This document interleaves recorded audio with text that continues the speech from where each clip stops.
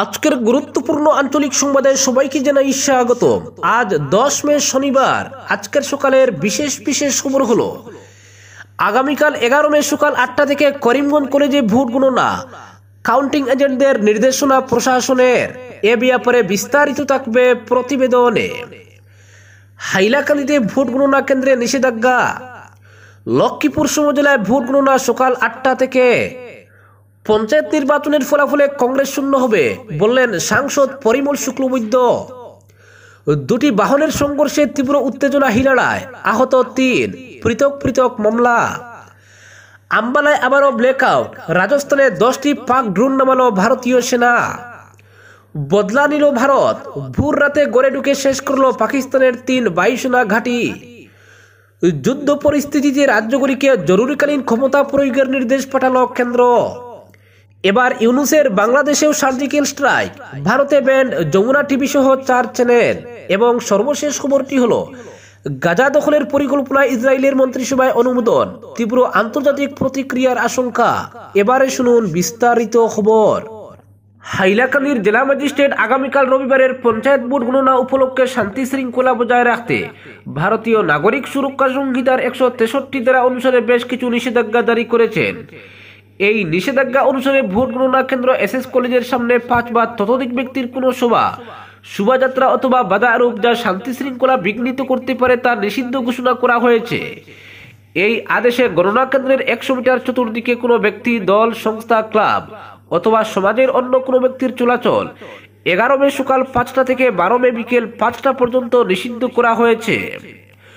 গণনা কেন্দ্রের চতুর্দিকের 100 মিটার বরাবর এলাকায় কোনো দোকান বসানো এই আদেশে নিষিদ্ধ থাকছে, তবে এই আদেশ থাকা প্রতিদ্বন্দ্বী প্রার্থী এবং তাদের কাউন্টিং এজেন্ট সহ কাউন্টিং এর কাজে নিযুক্ত সরকারি আধিকারিক, কর্মচারী এবং আইন শৃঙ্খলা রক্ষাকারী বাহিনীর ক্ষেত্রে প্রযোজ্য হবে না। এই নিষেধাজ্ঞা লঙ্ঘনের ক্ষেত্রে ভারতীয় ন্যায় সংহিতার অধীনে কড়া ব্যবস্থা নেওয়া হবে বলে এই আদেশে জানানো হয়েছে।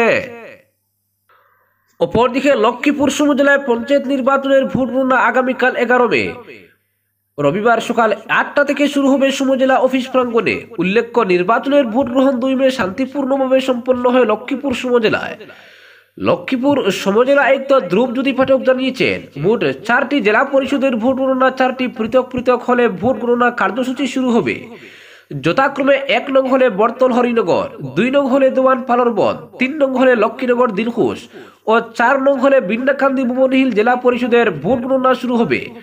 বর্তল হরিনগর জেলা পরিষদের অধীনে মোট 60টি গ্রাম পঞ্চায়েতের ভোট গণনা অর্থাৎ 1 নং থেকে 70 নং বুথ কেন্দ্রের সম্পন্ন হবে 7 রাউন্ডে। যথাক্রমে রাউন্ড অনুসারে বালাদন খড়গপুর, বর্তল লুদিয়াচড়া, দিগলি লক্ষ্মীচড়া, হরিনগর, জয়পুর কামরাঙ্গা, জয়পুর লাঙ্গলচড়া এবং খড়গপুর দলইচড়া গ্রাম পঞ্চায়েত। দেওয়ান পালরবন জেলা পরিষদের ভোট গণনা শুরু হবে 2 নং হলে। যথাক্রমে রাউন্ড অনুসারে দেওয়ান, লাবক, থাইলু, বান্ডু, বাদ্রি, করইকান্দি, পয়লাপুল, পালরবন এবং তারাপুর নারায়ণপুর গ্রাম পঞ্চায়েত। লক্ষ্মীনগর দিলখুশ জেলা পরিষদের অধীনে মোট 9টি গ্রাম পঞ্চায়েতের ভোট গণনা 1 নং থেকে 90 নং বুথ কেন্দ্রে সম্পন্ন হবে 9টি রাউন্ডে। যথাক্রমে রাউন্ড অনুসারে বিন্নাকান্দি, লক্ষ্মীপুর, দিলখুশ, দিগলি বাহাদুরপুর, ফুলেরতল, মার্কুলিন, জিরিঘাট, লক্ষ্মীনগর, লালপানি, নয়াগ্রাম, ফুলেরতল এবং শ্রীবার গ্রাম পঞ্চায়েত। বিন্নাকান্দি ভুবনহিল জেলা পরিষদের অধীনে মোট 8টি গ্রাম পঞ্চায়েতের ভোট গণনা 1 নং থেকে 80 নং বুথ কেন্দ্রের সম্পন্ন হবে 8 রাউন্ডে। যথাক্রমে রাউন্ড অনুসারে বিন্নাকান্দি বাগান, বোয়ালি, চেংজুর, ছোটমামদা, দিলখুশ, ভুবনহিল, কাপ্তানপুর, বড়মামদা, নতুন রামনগর, পাবদা এবং সিঙ্গেরবন গ্রাম পঞ্চায়েত। অপরদিকে এবারের পঞ্চায়েত নির্বাচনে কাছাড়ে কংগ্রেস শূন্য হবে। বিগত দিনে যেখানে কংগ্রেস শাসন ছিল সেখানেই দুর্নীতি ছিল। কাছাড় জেলা পরিষদ বিজেপির দলের শাসনে কোনো ধরনের দুর্নীতির ছোঁয়া লাগেনি। এই জন্য রাজ্যের ত্রিস্তরীয় পঞ্চায়েত নির্বাচনে কাছাড় জেলার বিজেপি দলের প্রার্থীরা কংগ্রেস মুক্ত করতে অগ্রণী ভূমিকা পালন করবে এবং ধলাই বিধানসভার অন্তর্ভুক্ত 4টি জেলা পরিষদ আসন প্রত্যেকটি আঞ্চলিক পঞ্চায়েত সদস্য পদে বিজেপি জয় সুনিশ্চিত বলে উপস্থিত সাংবাদিকদের সামনে মন্তব্য করেন তিনি অপারেশন সিন্দুরের সাফল্যে মোদী সরকার ভারত এবং দেশের জনগণের উপর যে কোনো আক্রমণের উপযুক্ত জবাব দিতে বদ্ধপরিকর এবং ভারত সন্ত্রাসবাদকে তার মূল থেকে নির্মূল করতে দৃঢ়ভাবে প্রতিশ্রুতিবদ্ধ বলে এটাই প্রমাণ। তিনি ভারতের প্রধানমন্ত্রী নরেন্দ্র মোদী সহ ভারতের প্রত্যেকজন সেনাবাহিনীর কাছে কৃতজ্ঞতা প্রকাশ করেন। অপরদিকে 11 মে সকাল 8টা থেকে করিমগঞ্জ কলেজে ভোট গণনা কাউন্টিং এজেন্টদের নির্দেশনা। শ্রীভূমি জেলায় 2 মে অনুষ্ঠিত পঞ্চায়েত নির্বাচনের ভোট গণনা 11 মে রবিবার সকাল 8টা থেকে অনুষ্ঠিত হবে। এতে জেলার উত্তর ও দক্ষিণ করিমগঞ্জ বিধানসভার অন্তর্গত 8টি জেলা পরিষদ আসনের এবং ওই জেলা পরিষদ আসনের অন্তর্গত আঞ্চলিক পঞ্চায়েত ও গ্রাম পঞ্চায়েত সদস্যদের ভোট গণনা করিমগঞ্জ কলেজে 8টি গণনা কক্ষের প্রতিটিতে 10টি টেবিলে করা হবে। এর মধ্যে 1 নম্বর মাইজগ্রাম সুপ্রাকান্দি জেলা পরিষদ আসনের ভোট গণনা 1 নম্বর কক্ষে 6 রাউন্ডে, পাশাপাশি 2 নম্বর রাজাটিলা উমরপুর জেলা পরিষদ আসনের গণনা 6 নম্বর কক্ষে 5 রাউন্ডে, 3 নম্বর শ্রীগৌরী জেলা পরিষদ আসনের ভোট গণনা 2 নম্বর কক্ষে 5 রাউন্ডে, 4 নম্বর শ্রীমন্ত কানিশাইল বাসেল জেলা পরিষদ আসনের গণনা 8 নম্বর কক্ষে 5 রাউন্ডে, 13 নম্বর কালীগঞ্জ জেলা পরিষদের গণনা 7 নম্বর কক্ষে 7 রাউন্ডে, 14 নম্বর লক্ষ্মীবাজার জেলা পরিষদের গণনা 4 নম্বর কক্ষে 8 রাউন্ডে, 15 নম্বর নীলামবাজার জেলা পরিষদের গণনা 5 নম্বর কক্ষে 4 রাউন্ডে এবং 16 নম্বর টিলাবাড়ি বান্দরকুনা জেলা পরিষদ আসনের গণনা 3 নম্বর কক্ষে 8 রাউন্ডে করা হবে বলে জেলা আয়ুক্ত এক বিজ্ঞপ্তি যুগে জেলা পরিষদ সদস্য, আঞ্চলিক পঞ্চায়েত সদস্য ও গ্রাম পঞ্চায়েত সদস্য পদের প্রতিদ্বন্দ্বী প্রার্থীদের জানিয়ে দিয়েছেন। এতে জেলা পরিষদ সদস্য ও আঞ্চলিক পঞ্চায়েত সদস্য পদের প্রার্থীর কাউন্টিং এজেন্টদের অবগতির জন্য জানানো হয়েছে যে গণনা কক্ষে প্রতিটি গণনার টেবিলের জন্য শুধু একজন কাউন্টিং এজেন্টকে থাকার অনুমতি দেওয়া হবে। এতে জেলা পরিষদ সদস্য পদের জন্য 2 শিফটে 2 জন কাউন্টিং এজেন্ট থাকতে পারবে, তবে গণনার সময় এক টেবিলে শুধু একজন কাউন্টিং এজেন্টই থাকতে পারবে। এদিকে গ্রাম পঞ্চায়েত সদস্য পদের জন্য ভোট গণনা একটি টেবিলে করা হবে এবং 1 রাউন্ডেই ফলাফল ঘোষণা করা হবে। এতে গণনার সময় প্রার্থীকে নিজে উপস্থিত থাকতে অনুরোধ জানানো হয়েছে, তবে প্রার্থী কোনো কারণে যদি উপস্থিত থাকতে না পারেন সেক্ষেত্রে প্রার্থীর অনুমোদিত ব্যক্তি প্রার্থীর আইডেন্টিটি কার্ডের মূল কপি ও উপযুক্ত কর্তৃপক্ষের দেওয়া প্রবেশপত্র নিয়ে গণনা কক্ষে থাকতে পারবেন। সেক্ষেত্রে প্রার্থী গণনা কক্ষে প্রবেশ করতে পারবেন না। এতে জানানো হয়েছে 1 রাউন্ডের গণনার পর 10 জন গ্রাম পঞ্চায়েত সদস্য ও 1 জন আঞ্চলিক পঞ্চায়েত সদস্য পদের প্রার্থীর ফলাফল ঘোষণা করা হবে। ফলাফল ঘোষণার সঙ্গে ওই গ্রাম পঞ্চায়েত সদস্য ও আঞ্চলিক পঞ্চায়েত সদস্য পদের প্রার্থীদেরও তাদের কাউন্টিং এজেন্টদের গণনা প্রাঙ্গণ ত্যাগ করতে হবে। তবে জেলা পরিষদ সদস্য পদের প্রার্থীদের সব রাউন্ডের গণনা শেষ না হওয়া পর্যন্ত তারা গণনা প্রাঙ্গণে থাকতে পারবেন। গণনা চলাকালীন কোনো কাউন্টিং এজেন্ট গণনা কক্ষ ত্যাগ করতে পারবেন না। রাউন্ডের গণনা শেষ হওয়ার পরই গণনা কক্ষ ত্যাগ করা হবে।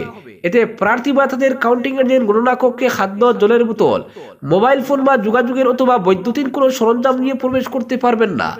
এই নির্দেশনা অনুসারে যারা গণনা কক্ষে প্রবেশ করতে পারবেন তার মধ্যে রয়েছে গণনায় নিয়োজিত কর্মী, কর্তব্যরত আধিকারিক ও কর্মী এবং অনুমোদিত কাউন্টিং এজেন্ট তথা উল্লিখিত শর্তাবলী অনুসারে প্রার্থী ও তাদের ইলেকশন এজেন্ট। এতে যদি কোনো প্রার্থী বা তার এজেন্টকে গণনা কক্ষের ভিতরে খারাপ ব্যবহার বা হট্টগোল করতে পাওয়া যায় তবে তার বিরুদ্ধে ভারতীয় ন্যায় সংহিতা ও আসাম পঞ্চায়েত আইন 1994 অধীনে কঠোর ব্যবস্থা গ্রহণ করা হবে বলে জানানো হয়েছে। উল্লেখ্য, প্রতিটি গণনা কক্ষ সিসিটিভির তদারকিতে রাখা হয়েছে এবং সব ধরনের গতিবিধি রেকর্ড করা হবে।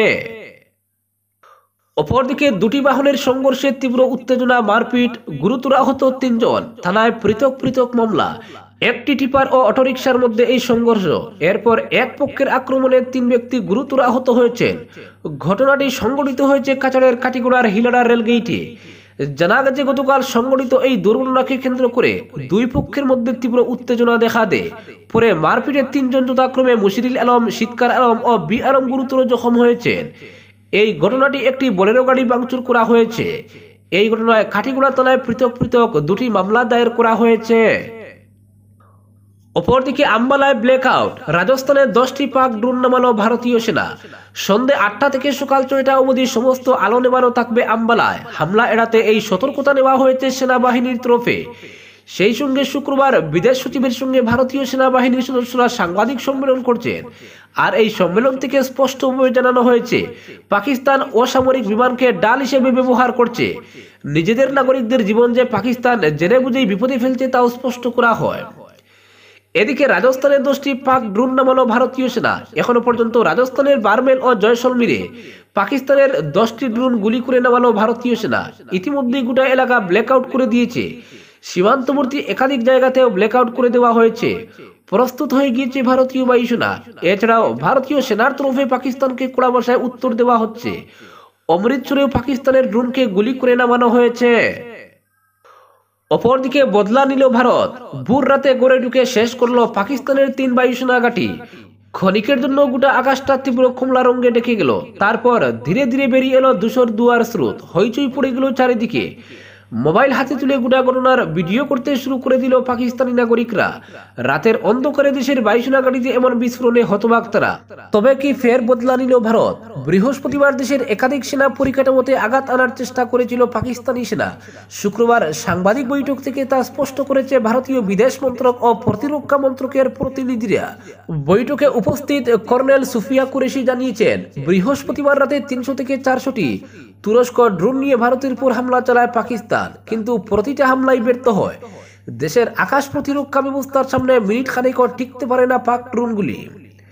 তাই ঘটনার পরদিন অর্থাৎ শুক্রবার সন্ধ্যে পেরিয়ে রাত গড়াতেই জম্মু কাশ্মীর সহ পাঞ্জাব ও রাজস্থানের সীমান্তবর্তী এলাকাগুলোতে ড্রোন হামলা চালায় পাক সেনা। এই হামলার জেরে আহত হয় বেশ কয়েকজন ভারতীয় নাগরিকও। তবে মোটের বিশেষ ক্ষয়ক্ষতি টানতে পারেনি পাকিস্তান। মাঝরাতে তাদের খেল খতম করে ভারত। এরপর ভোর রাত হতেই পাকিস্তানে পাল্টা হামলা। পরপর বিস্ফোরণে দাউ দাউ করে জ্বলে গেল তাদের রাওয়ালপিন্ডির নূর খান বায়ুসেনা ঘাঁটি, যার ভিডিও ইতিমধ্যে ছড়িয়ে পড়েছে সমাজ মাধ্যম জুড়ে। একাংশের ধারণা, পরপর দুদিন পাকিস্তানের করা হামলার বদলা নিয়েছে ভারত, জ্বালিয়ে দিয়েছে তাদের সেনা পরিকাঠামো। তবে এই প্রসঙ্গে এখনো ভারতের প্রতিরক্ষা মন্ত্রকের তরফে কোনো বার্তা দেওয়া হয়নি। অন্যদিকে পাকিস্তানের প্রতিরক্ষা মন্ত্রকের জনসংযোগ বিভাগ আইএসপিআর বা ইন্টার সার্ভিস পাবলিক রিলেশনের director general lieutenant Ahmed Chowdhury তাদের দেশের সংবাদ মাধ্যমগুলিকে জানিয়েছেন, রাতের অন্ধকারে নূর খান, মরিদ ও রাফিকুই সহ 3 পাক বায়ুসেনা ঘাঁটিতে হামলা চালিয়েছে ভারত। অপরদিকে যুদ্ধকালীন পরিস্থিতিতে রাজ্যগুলিকে জরুরিকালীন ক্ষমতা প্রয়োগের নির্দেশ পাঠালো কেন্দ্র। একই দিনে কেন্দ্রীয় সরকার সেনা প্রধানকে টেরিটোরিয়াল আর্মি মোতায়েনের পূর্ণ ক্ষমতা দিয়েছে। প্রতিরক্ষা মন্ত্রক সেনা প্রধানকে ক্ষমতা বৃদ্ধি করে টেরিটোরিয়াল আর্মি প্রয়োগের ক্ষমতা দিয়ে দেওয়ায় উত্তেজনাকর পরিস্থিতিতে ভারতীয় বাহিনীর ধারে ওবারে শক্তি বৃদ্ধি ঘটবে। প্রচলিত সেনাবাহিনীর পাশাপাশি টেরিটোরিয়াল আর্মিতে নথিভুক্ত অর্থাৎ সংরক্ষিত সেনা কিংবা সদ্য অবসরপ্রাপ্ত অফিসারদের ফ্রন্ট লাইনে ডাকার ক্ষমতা দেওয়া হলো সেনা প্রধানকে। কেন্দ্রীয় স্বরাষ্ট্র মন্ত্রকের তরফে দেশের সব রাজ্য ও কেন্দ্রশাসিত অঞ্চলগুলির সরকারকে অসামরিক প্রতিরক্ষা বিধি অনুযায়ী জরুরি বা আপাতকালীন ক্ষমতা জারির নির্দেশ দিয়েছে।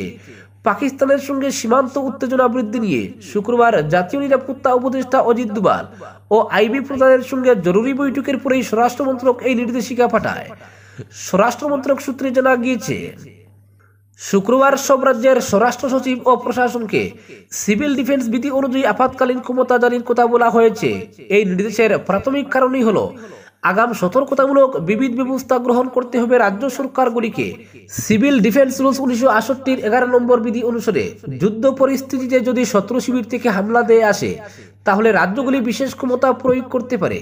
এই বিশেষ আপাতকালীন ক্ষমতার মধ্যে রয়েছে নাগরিকদের জীবন সম্পত্তি রক্ষায় নিজ দায়িত্বে দ্রুত পদক্ষেপ করতে পারা, অত্যাবশ্যকীয় পরিষেবা যেমন বিদ্যুৎ, জল সরবরাহ এবং পরিবহন ব্যবস্থা সচল স্বাভাবিক রাখা, স্থানীয় প্রশাসন যেমন পৌরসভাগুলিকে এইসব জরুরিকালীন পরিষেবা জারি রাখতে হয় নিজস্ব তহবিল থেকে।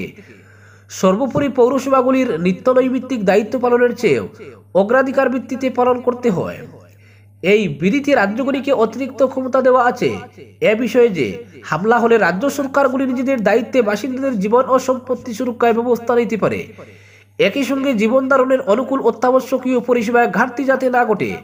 সহজ কথায়, জাতীয় সুরক্ষা বিপন্ন হলে রাজ্য সরাসরি জরুরি পদক্ষেপ করতে পারে এবং স্থানীয় প্রশাসনকে রোজগার কাজের থেকেও এই কাজকে অগ্রাধিকার দিয়ে করতে হবে।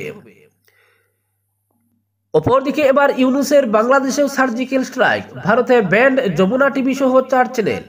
ভারতে বন্ধ বাংলাদেশের 4টি চ্যানেল। বাংলাদেশের television channel Jamuna TV, 71 TV, Bangla Vision এবং মোহনা টিভির ইউটিউব চ্যানেলের সম্প্রচার ভারতে বন্ধ করে দেওয়া হয়েছে। জাতীয় নিরাপত্তা সংক্রান্ত কারণেই ভারত সরকারের অনুরোধে এই পদক্ষেপ ইউটিউবের। Jamuna TV, 71 TV, Bangla Vision এবং মোহনা টিভির ইউটিউব চ্যানেল খুললেই সামনে আসছে একটি বার্তা, যেখানে বলা হচ্ছে এই কন্টেন্টটি বর্তমানে এই দেশে নিষিদ্ধ, কারণ এটি জাতীয় নিরাপত্তা বা জনশৃঙ্খলা সংক্রান্ত সরকারি আদেশের আওতায় রয়েছে। ইউটিউব ভারতীয় আইন, ইন্টারমিডিয়ারি গাইডলাইন্স ও digital media ethics code rules মেনে চলে। এই আইনের অধীনে ভারত সরকার কোনো কন্টেন্ট ও চ্যানেলকে জাতীয় নিরাপত্তা, সার্বভৌমত্ব ও জনশৃঙ্খলার জন্য হুমকি বলে মনে করলে তা ব্লক করার নির্দেশ দিতে পারে। উল্লেখ্য, ইতিমধ্যেই ভারত সরকার 8,000-এর বেশি এক্স হ্যান্ডেল ব্লক করেছে। 1 ডজনের বেশি পাকিস্তানি ইউটিউব চ্যানেল, রাজনীতিবিদ ও তারকাদের ইনস্টাগ্রাম প্রোফাইলও ভারতে ব্লক। প্রসঙ্গত, ইতিমধ্যেই ফেসবুক ও ইনস্টাগ্রামে দেশবিদ্রোহী পোস্ট এবং উস্কানিমূলক ছবি ভিডিও পোস্ট করার জন্য 2 জনকে গ্রেফতার করা হয়েছে, যার মধ্যে একজন তরুণী। অপরদিকে গাজা দখলের পরিকল্পনায় ইসরায়েলের মন্ত্রিসভায় অনুমোদন, তীব্র আন্তর্জাতিক প্রতিক্রিয়ার আশঙ্কা। ইসরায়েলি মন্ত্রিসভা গাজা উপত্যকার পুরো এলাকা দখলের ও সেখানে অনির্দিষ্টকালের জন্য অবস্থানের একটি পরিকল্পনায় অনুমোদন করেছে। ইসরায়েলি সামরিক প্রধান হাজার হাজার রিজার্ভ সেনা ডাকার ঘোষণা দেওয়ার পরপরই এই সিদ্ধান্ত আসে। সরকারি সূত্রে জানা গেছে, হামাসকে পরাজিত করা এবং গাজায় আটক ইসরায়েলি বন্দীদের মুক্ত করাই এই অভিযানের লক্ষ্য। তবে এই পদক্ষেপের ফলে দক্ষিণ গাজায় আরও হাজার হাজার ফিলিস্তিনীয় বাস্তুচ্যুত হবে এবং মানবিক সংকট আরও গভীরভাবে হবে বলে আশঙ্কা করা হচ্ছে। ইসরায়েল গাজায় ত্রাণ সরবরাহ বন্ধ রেখেছে, ফলে খাদ্য, জ্বালানি ও পানির চরম সংকট দেখা দিয়েছে। এই অবস্থায় আন্তর্জাতিক জাতিসংঘ সংস্থা একটি বিপর্যয়কর মানবিক সংকট বলে বর্ণনা করেছে। আজকের বিশেষ সংবাদ এখানেই সমাপ্ত।